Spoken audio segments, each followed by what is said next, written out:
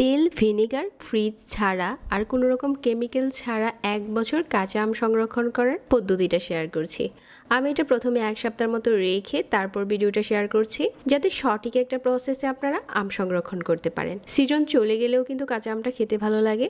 কাঁচা আম আপনি যতটুকু রাখবেন ওরকম করে আম নিয়ে নিতে হবে। তো আমি এখানে ৫ থেকে ৬টা আম খোসা সহ রেখে দিব।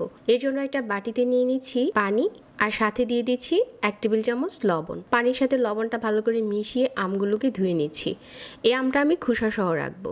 তারপর আমটার সাথে সাথে আমি পরিষ্কার টিস্যু পেপার দিয়ে আমটাকে ভালো করে মুছে নিচ্ছি, যাতে আমের গায়ে কোনো পানি না থাকে। এখন এরকম করে স্লাইস করে কেটে নিচ্ছি। খোসা সহ আমটা কাটা হয়ে গেছে, আর কিছু আম আমি খোসা ছাড়িয়ে রাখবো। এর জন্য এভাবে করে পিলার দিয়ে প্রথমে আমের খোসাটা ছাড়িয়ে নিচ্ছি। যখন আমের খোসাটা ছাড়ানো হয়ে যাবে তারপর লম্বা করে এই আমগুলোকেও স্লাইস করে নিচ্ছি। ঠিক এরকম চিকন চিকন করে স্লাইস করে নিয়েছি। খোসা ছাড়ানো আমটাও স্লাইস করা হয়ে গেছে। আর এখন আম সংরক্ষণ করার আগে একটা পাত্রে আমি এখানে ২ কেজির মতো পানি নিয়েছি। তারপর এখানে 1/4 কাপ দিয়ে দিচ্ছি লবণ। এই লবণ দেওয়া পানিটাকে ভালো করে ফুটিয়ে নিচ্ছি।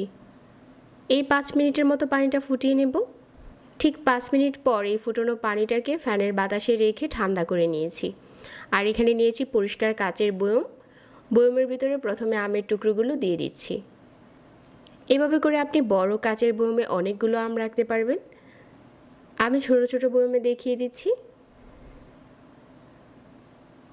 তো এভাবে করে এখন সবগুলো আম কাচের বয়মে দিয়ে দেওয়া হয়ে গেছে। একইভাবে আমি খোসা ছাড়ানো আমগুলো দিয়ে দিচ্ছি, কারণ কাঁচা আমের সিজন চলে গেলেও কিন্তু আম খেতে ইচ্ছে করে। ঠিক তখনই আপনারা চাইলে এই আম যে কোনো টকে দিতে পারেন, আবার চাইলে আচার করে খেতে পারেন। যেভাবে ভালো লাগে ওইভাবেই খাওয়া যাবে। তো এখন লবণ পানিটা পুরোপুরি ঠান্ডা হয়ে গেছে, আর এই বয়মের মাঝে ঢেলে দিচ্ছি।